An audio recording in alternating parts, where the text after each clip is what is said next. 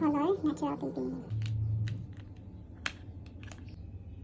Aralan niya pa po kung paano. Anong pakiramdam? Hindi ko ma-explain. Mm. Kasi first time ko magkaroon ng iPhone. Hindi ko na-imagine na magkakaroon ako nito. Kasi sabi ko, yung iPhone pang maraming pera lang yan. Hindi ko afford yan. Hindi siya practical. And yet, I'm here enjoying iPhone.